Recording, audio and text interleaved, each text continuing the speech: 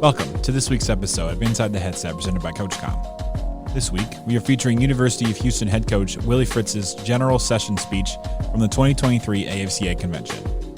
In his talk, Coach Fritz highlights his coaching career, some of his coaching principles, and his plan to win. But first, a word from CoachComm. Deuce left, check with me. If they're in quarters match, we're going to Pittsburgh or Ohio. They're in zero. Let's go Hippo, Seattle, wide choice. If we call the protection right, it's 6. When a play call is the difference between winning and losing, your headset choice could be your most important decision. When the call counts, CoachComm is the only choice for clear, dependable communication. Visit CoachComm.com for more info. We got it, guys. Good job. Now, let's get inside the headset with Coach Fritz. You know, I was talking to Todd Berry, and he asked me to speak. He said, Willie, you've been a whole lot of different levels, which I have. I actually played NAIA football. I've coached JUCO ball and Division II and Division I AA and Division I, and I coached a couple years of high school ball. And I just was going to kind of go over a few of my stops as a head coach. My first head coaching job was at Blinn Junior College. And then I was at the University of Central Missouri for 13 years, kind of where I raised my kids. Sam Houston State University, I was a head coach there for 4 seasons. And Georgia Southern a couple years, and they signed a new contract through 2030. All right, so I'm excited about that at Tulane University. But go ahead and show my assistant coaching stops, will you please, Tim? You know, and I also probably hold the distinction of being one of the few guys that has coached at their high school alma mater, their college alma mater, and also where I got my graduate degree. I'm a proud gorilla.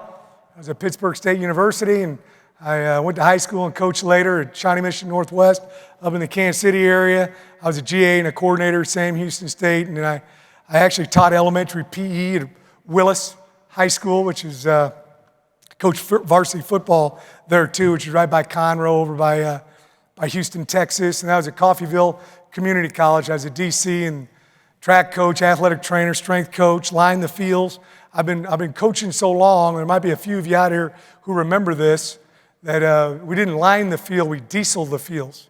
Anybody out there remember dieseling the fields? It's illegal now. It's environmentally illegal to do that, but you do that one time at the beginning of the season so you didn't have to keep painting the lines. But what Todd kind of wanted me to talk about for just a moment was he said he talks to a whole bunch of young coaches here at the convention. He said their number one question is, how do I get to the Division I level? I never had a plan to get to the Division I level. I always coached where my feet were. And you know, the main thing you got to always remember, which all you guys do out there, is just to be a tremendous role model and mentor to your student athletes, whether it's junior high, high school, junior college, D3, D2, D1, 1AA, whatever it might be. You know, my coaches do just a phenomenal job of that on a daily basis. They really do a super job of it. And one of the things I was most proud of after the Cotton Bowl, I always can tell the magnitude of a game when I get done with the game. After an hour or so after the game, I get my phone and I see how many text messages I had. I had about 490 text messages, and a bunch of them were from my former players or coaches. I just was walking in here just a little while ago, and I saw about 4 of my former players out there, and that's always very gratifying. So, your destination will find you at some point in time, but make sure you're doing a great job of being where your feet are and making sure that you're doing just a great job of being a tremendous role model. I'll get off my soapbox. Todd told me to say that to you, all right? So don't get mad at me. Next, please. You know, I had a couple coaches that were my mentors when I was growing up as a coach. And the first one was a guy named Ron Randleman. Ron was my college coach at Pittsburgh State University. And I was also at Coffeyville Community College for a guy named Dick Foster. And both those guys, totally different guys. Anybody who knows Coach Foster and Coach Randleman will tell you they're 2 totally different guys. Coach Foster passed away a few years ago, but they both had this coaching principle sheet that they'd go over during preseason meetings with the coaches. And I do the same thing now. I guess to honor those guys. I'm not going to go through all 39 points, but number 6 right on there is don't be too afraid to to dig a ditch and have a really strong work ethic. You know, make sure that you do everything that you're asked to do and some things that you're not asked to do. You know, one of the things that we do as a coaching staff, and I've done this every place I've been, I drove the bus to 3 national championship games. I'm proud of that. Is when we get to our destination, wherever we're playing at, whether it's a Cotton Bowl or whether we're playing in the Mineral Water Bowl or whatever it might be, we get off the bus, and myself and all our coaches, we take all the luggage off the bus, you know, and let our kids see that we're into this thing 100%, and there's no job that's too small or too big for us. You know, number 17, take an active interest in our players academically and personally. We're in the people business. I keep hearing coaches talk about how with this transfer portal that you've got to recruit your roster. I've heard that from a bunch of people. I guess we've been doing it forever. We're always recruiting our roster. We're always involved with our guys, you know, personally, academically, whatever the case may be. We have a staff meeting every day, and we go over every kid if there's something that needs our attention, whether he's having a personal problem, something's going on academically, something that might be able to help him be a better football player or a better person or a student. And now, not just the linebacker coach talks to the linebackers, he also can say something to the running back or the wide receiver or the kicker. All right, so make sure you do a great job of that. It's going to pay dividends in these young people's life. Our young players are our future. Spend time with them. We're in the people business, as I said before. You know, I think if you came to our practice, particularly in spring ball and also in preseason camp, you would have a very difficult time determining who are our scholarship players and who our walk-ons were. All right, because we treat everybody the same out there on the field. We got great respect for everybody out there. Want a winning football program, not a winning team? Sometimes I can tell a lot about a program that we're playing based on warm-ups, how those guys are out there on the field in warm-ups. All right, you can have a winning team, but that doesn't necessarily mean you got a winning program. And that's very, very important to me and everybody at Tulane. Loyalty at all times. All right, and understand the chain of command. It can change with situations. Sometimes I have to take a back seat and listen to the person who's in charge. All right, sometimes the offensive coordinator might have to take a back seat and listen to somebody if he's involved in the special teams. But, you know, loyalty is still a hot commodity here in the year 2023, and we've got a bunch of loyal dudes on our staff and also on our team. Don't be sensitive, number 27. You know, I'm going to correct you from time to time. I think too often people are afraid of confrontation. That's healthy in my opinion. If I got a problem with someone, I'm going to say it to them. I'm going to tell them what they need to improve on or what they shouldn't be doing. All right, and I also talk to my coaches about the fact that, hey, you need to do a good job of taking this information and not, you know, taking it personally. All right, so make sure that you're not sensitive. We're just all trying to have the best results possible in our program. Spend time with everybody in our program, players, coaches, staff, trainers, managers, videoers, everybody. You know, when I talked about those 490 text messages I had, a bunch of them were student managers that I had many years ago. All right, and I want to make sure that I have relationships with those guys, and my coaches do a fantastic job of that. We'll go down to number 37. This is something I think we do a very good job with as well. We work a lot of hours at Tulane. You all work a lot of hours at the different schools that you're at. All right, but when it's time not to work, we're spending time with our family. You know, and sometimes I leave the office maybe a few minutes earlier than I wanted to because I know if I leave, maybe everybody else will be leaving right after me. All right, but we're going to, you know, really front load the beginning of the week with hard work, and then we're going to back off towards the end of the week. And just if you got extra free time, make sure you're spending it with your family and have fun. We all got in this profession to have fun, correct? And then last but not least, both Coach Foster and Coach Randleman had this as their last one. If you're tired, pray for strength. We all get a little tired from time to time. This is a tough profession, but it's a very rewarding profession. Pray for strength. Next, please. Okay, I'm going to talk about the plan to win right here. I was at this clinic in the late 80s, and a guy named Don James spoke at the clinic. Okay, Don James was a great coach at Kent State. I had a couple of pretty good players there who ended up turning into great coaches, Coach Saban and Coach Pinkel played for him. Jack Lambert played for him. And then he left Kent State and he went to University of Washington, won a national championship there. But I was a young coach. I was assistant. I was taking note after note, and this thing really resonated with me. He said, you need to have a philosophy. If you want to be a head coach, you need to have a philosophy of what's important to you. And you got to understand why it's important to you. And our kids understand the plan to win. We have it all over our football facility, and we talk about it darn near on a daily basis. All right, the first part of it is take care of the football. Go ahead to the next one, please, will you? Thank you. I put a number to everything. Okay, in my career as a head football coach at the junior college, Division II, 1AA, Division I level, when we've been +1 or better, turnover, takeaway, we got a pretty good record, 161-23. Past season, we were 6-0. We were +1 or better. When we're even, you can still win the game, but you make it a little more difficult on yourself. When it's minus, you can see how much more difficult it is to win the ball game. So this is the number one thing we accent in our program. I'm the ball security coach. I'm the takeaway coach. I'm after our guys on this on a daily basis, and they know how important it is. All right, next please.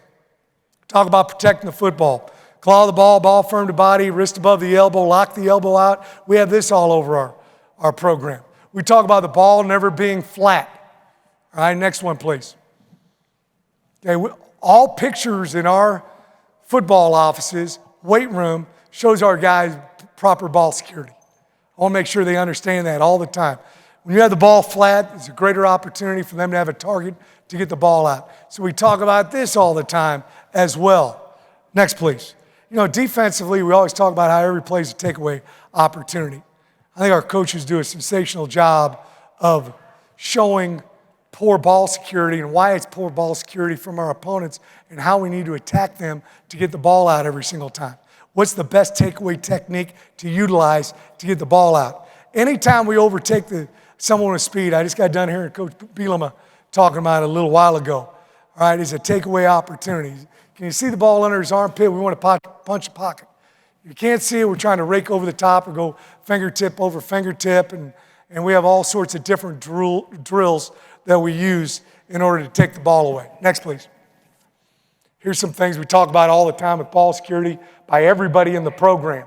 Coaches, managers, trainers, it doesn't matter who it is. We're always going to hand the ball to the official with authority. You know, before the game, every time I meet with the officials, I tell them, hey, we're going to hand the ball to you guys after the play is over. I think it's disrespectful for guys to throw the ball away and a 50-year-old official has to go scoop the ball up and go chase it. Right? And I'll bet you I got 20 to 30 emails after our Cotton Bowl victory from people across I had one from Australia about how, Coach, I've never seen a team that hands the ball to the official after every play. I got this from Marty Schottenheimer. I used to watch him when he was the head coach of the Kansas City Chiefs. I'm a Kansas City native. He'd have all his managers in officials' uniforms, which we do. All right, and they would hand the ball with authority to the manager who's in this official's uniform. Now, if you didn't do it for him, you got fined $500. I can't do that. Maybe I can with this NIL. I don't know. But I make them do up downs. All right, I get after their butt if they don't do it. All right, so I just want them cognizant of proper ball security at all times. Incompletions for us are scoop and score reps. I heard Coach Bielema talking about some drills that he does. I was watching there in the back. We do those same type of drills. Peer pressure and drills. You know, it's always, somebody asked me, why'd you have so much success this year? I think we were a player-led team, not a coach-led team. All right, and when the guys have peer pressure with each other about not having proper ball security, that's when you got them. Ball awareness at all times. All right, it's not the guy you see, it's the guy you can't see, right in the blind spot. Initial team meeting, we demonstrated, we talk about rubbing the nipple off. When contact is imminent, we're going to have great triangle pressure. Next, please. And now, a quick word from StatsBomb. Transform your analysis with StatsBomb at AFCA booth 864. Our intuitive platform gives you an edge by saving you hours of analysis time between games, uncovering new insights, and speeding up transfer portal assessments. It harnesses the power of our aligned tracking and event data, delivering details at 10 times the granularity of legacy suppliers. This wealth of data includes in-depth physical metrics, groundbreaking visualizations, and comes with support from our experts to ensure you can confidently make the best decisions for your team. Want to know more? See our solutions for yourself at AFCA booth 864, and let's change the game together. Now, let's get back to the episode. Job security equals ball security all the time, both, right? You got to do both of them all the time. We teach offensive players how to take the ball away. We teach defensive players how to have great ball security. It's not just the offensive guys. It's anybody who comes in contact with the ball. Next, please. We talk about controlling the running game. We're a 50-50 team. I believe in running the football. I think if you're going to have a great ball club and you're going to win championships, you got to be able to run the ball where everybody in the ballpark knows you're running the ball. You got to stop them from running the ball when everybody knows that they're going to be running the football. Right, so over the years, when we've had 1 yard more passing or a 1 yard less passing than our opponent, our winning percentage is about 63%, which is what my winning percentage is. Right? So it really doesn't have that much value in winning or losing. But when we have 1 more yard rushing than our opponent, just 1 more yard, our record at all these different levels that I've coached at, 202-39. All right, so we're going to do inside period, half line. We want to play big boy football all the time. We've had 1 yard less, 34-80-1. Right, my first year as a head coach was the last year that you had a tie. They started overtime the next year. Next, please. Great special teams. I've always been heavily involved in the special teams, and we've got a great special teams coordinator, and we've got a bunch of guys that really do a good job assisting him, just like your offensive and defensive coaches assist the offensive and defensive coordinator. But when we've had 1 yard better starting field position than our opponent, right, over the course of my career, we were 215-46. We had a game this year, I believe we had 270 some odd yards of hidden yardage. That was less yards our offense had to go. That was more yards their offense had to go. All right, so we put a premium in this, and this is how we accent the kicking game. As you can see, we're plus this year, we're 10-0. We're minus, we're 2-2. All right, so part of the plan to win, obviously, is being great in the special forces. Next, please. This is just a chart here that talks to you about starting field position for us this past season. And this is what you got to show your guys. Hey, the further away that you start with the football, right, the less likely you are to score. The closer you get with that football, the more likely you're going to score. All right, next, please. Here's our opponents. We show this every week to them as well. Next, please. Heck, I've done it for my whole career. When we've had the ball, we've had 80 yards or more to go, we've scored 18% of the time. We had less than 20 yards to go, we've scored 84% of the time. All right, so there's huge difference in there. Next, please. These are our opponents' starting field position analysis over the last 26 years that I've been a head football coach. Next, please. I changed the game. Robbie Disher, our special teams coordinator, came in and he brought this slogan to us. And we got a point system for changing the game. Go ahead, please. And these are points that we give our guys. We go over it on Monday mornings. Okay, and we show them how many points they got, where they're at. They're competing against each other. And just shows them how important that it is. And that's how we figure out who our players of the game are. Next, please. Here's the 9 different ways you can score in the kicking game. We're going to work on these all the time. I'm going to tell you something, too. If you guys want this presentation, if you want to write this down, wfritz@tulane.edu. All right? wfritz@tulane.edu. All right, and my man will send that to you. I won't know how the hell to do it, but he'll do it. But those are all the different ways you can score on kicking game. We talk to our guys about it all the time. 9 different ways to score in the special teams. Next, please. We use a launch pad. I started doing this in 1987. I was at Caulfield Community College. I was the D coordinator and also the special teams coordinator. I'd be there, and it was hard for me to get the, it's hard to win with 10, right? It's impossible with 12. So we want to have the correct 11 guys out there on the field. Okay, so we started using just those yellow spots, right? And I put those all down, and the guys would stand on those, and if 7 guys were standing on it, I could look out on the field, and there better be the other 4 guys out there on the field playing. Okay, and that way I knew I was going to have the correct 11 guys on the field. All right, so we do a great job with our staff after second down, particularly obviously when we're on offense and defense, of getting our punt team and our PBR team in the launch pad area.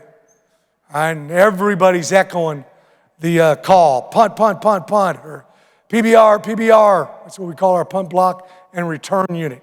All right, so we have everybody echoing. Everybody's into the ball game. All the players got to hustle to the launch pad. Don't make me beg you to get over there. Get on over there as quickly as you can. We'll meet there, even if it's a kickoff or a kickoff return. You'd love to be able to talk to your offense and defense before every play for a couple minutes. One thing I've learned, they didn't have this at JUCO or Division II, but we play all these goddamn TV games. And they have breaks every time you turn around. And the breaks are 2.5 to 3 minutes long. So you get to coach your guys up on kickoff and kickoff return every single time. All right, and we want to try to take advantage of that by having the correct 11 guys in the launch pad and going through everything that we need to go through. All right, next, please. Here's a script. We do a script. Everybody does a script on Friday, I think. How we go through the week of practice. We take Sunday off. Coach Foster, who I worked for, always took Sunday off. I said, how come, Coach? He goes, well, if you won, you don't need to see him. If you lost, you don't want to see him. So we've done the same thing. We take Sunday off and allows our coaches to go to church, maybe come in a little bit later than they normally would. We go to work, and we go Monday, Tuesday, Wednesday, Thursday, Friday. I'm not a fast Friday guy like some coaches are. I like them to feel fresh and frisky and ready to go on Saturday. But we go through this script in our practice on Friday, and we're on the sideline. We got the launch pad in the middle. All the kids are tuned in to what we're doing.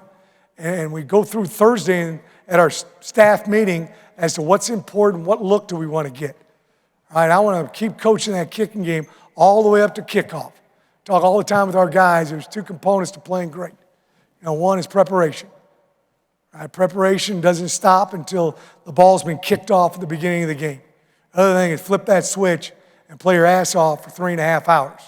All right, so we're always trying to gain an edge in the kicking game by going through this script, and then we'll even do a little bit of walkthrough at the hotel the morning of the game with kicking game as well. But we'll all get together and decide what's important. We're working on running on the field, running off the field, all those different things. Next, please. All right, here's what Coach Disher would look at in the launch pad to make sure we have the correct 11 out there on the field. Okay? Next. Here's what it looks like in a game. This would be a second down right there. We've got our cones around the launch pad, 45-yard line to 45-yard line, and no one goes through that area except the guys who are in that particular phase of special teams. Okay, so if you get in that area, I'm going to go off on you. I tell the guys, if you want to get yelled at, walk through there during the game, because I'm going to get after your butt. All right, so that's what it looks like right there on second down. Show third down, please. And there's everybody in the launch pad on third down. So let's say 10 guys were in there. We know that other guy is out there on the field playing offense. Next. Wave, don't beat the wave. We want to eliminate pre-snap and post-play penalties. We've had one pre-snap or post-play penalty less than our opponent. We're 154-41. I want to be a disciplined football team. All right, you still win when you have more, but you make it more difficult on yourself. Next, please. Here's the pre-snap penalties. Too many guys in the field, illegal substitution, delay a game, illegal motion, illegal formation, false start, offsides. I tell our guys, these are the penalties my wife could call. All right, and then we also include timeouts. If we got to waste a timeout because we don't have the right call or the guys aren't lined up properly or we see that there's going to be a failure in the play, I call that a pre-snap penalty as well for both us and our opponent. And then the post-play penalties are, guys showing their butt, out there on the field, or, being a tough guy after the whistle instead of doing it from snap to whistle, correct? So we try to eliminate those as best we can, and whenever we have one of those during practice, you'll hear about 20, 30 people yell, "Wave, don't beat the wave." I'll yell it out quick, and the guys understand how important it is. Next, please. Then finish. This is a big one for us right here. Win the fourth quarter. All right, when the fourth quarter begins, we all get 4 up like everybody does, but we go around and give high 4s to each other. And we want to encourage each other. We were playing fast, but now we're going to take it to another level. We've scored 1 more point than our opponent in the fourth quarter, or we were ahead and there was an even score and we won the time of possession. We're 161-37. All right, so very, very important to finish. You see, when we were less, 75-82-1. So finish. Next, please. Make sure they finish every drill. They perform, whether it's in the weight room, whether it's out there on the field. We have a 1-whistle system. I used to do a 2-whistle system. I was at this clinic many years ago, and this coach was speaking from North Dakota State, and he had a 2-whistle system. We did it, and we had a little bit of difficulty getting it the way I had done it maybe some other places, so now we do a 1-whistle. Okay? And 7-on-7, team, whatever the case may be, I may take a while to blow that whistle. But you either have to have tagged off or be in a dead sprint or get in a position to block if you're on offense when that whistle blows. It's something that we do a little bit different. We started this a couple years ago. Maybe some of you guys already do this. We thought maybe we invented this, but there's nothing invented in football, right? But when we blow the whistle, my video guy will put a whistle on the screen. So if you're grading effort, you know when the whistle was blown, and that guy's either got to be in a dead sprint or he already tagged off. Okay, so the 1-whistle system we do in anything that's competitive against each other, whether it's 7-on-7, 1-on-1 team, inside half line, and I wear a T-shirt around all the time, PTTW, play through the whistle. And then we have a really good strength and conditioning coach who does a competition at the end of the summer called the Great Surge, and the whole thing is about finishing what you're doing in the drill. You have to get past that line. Very, very important. If you don't, you get deducted points and your team doesn't win that particular competition. Next, please. And this really resonated to me. We want to be known as a disciplined football team. I was coaching for Coach Foster at Coffeyville Community College. We were a disciplined team. That's why we won so many darn games. I was coaching for Coach Randleman. We were very disciplined. I feel like we're very disciplined at Tulane. I tell our guys all the time that when someone says you're disciplined, that is a compliment. That's a compliment. Right? But I went and watched the Washington Redskins practice many years ago. Joe Gibbs was the head football coach. And this was the only sign that he had in the whole facility. And when I came back, I put it up all over our facility. Right? He said, start behind all lines, touch all lines, finish past all lines. That is what a disciplined football team does. And I'll start that little saying sometimes, my guys can finish it because they've heard me say it so many times. So, if you're supposed to be behind the line, be behind the darn line. If you're supposed to touch the line, it's not swiping at it, it's touching the line. You're supposed to finish past the line, finish past the line. Right? But we want to make sure that we do a great job of finishing everything that we start. CoachComm has been delivering tough headsets for tough teams for more than 31 years. It's why 97% of FBS teams and thousands of high schools across the country rely on CoachComm. Get the best for your team. Visit CoachComm.com for more info. Thanks for listening to this week's episode of Inside the Headset, presented by CoachComm. If you'd like to learn more about this week's episode, head over to AFCA.com. There, you can access every episode and find corresponding show notes. Remember, you can catch every episode of Inside the Headset presented by CoachComm on wherever you get your podcasts, including Spotify, Apple, and YouTube. While you're there, we'd love for you to take a moment to rate, review, and subscribe to the podcast. Your feedback helps us improve and grow.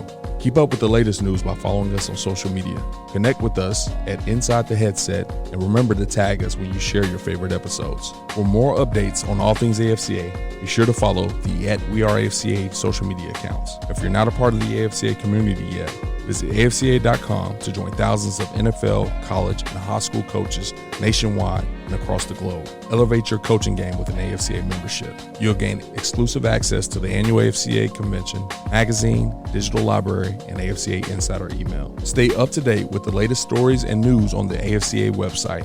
More than just a convention, the AFCA offers continuous education, guidance, networking, and more. Celebrate the past and shape the future with the AFCA. It's about fostering exceptional coaches who create outstanding teams and even better individuals. Invest in your skills and make a lasting impact today by engaging with the AFCA. Your journey starts here.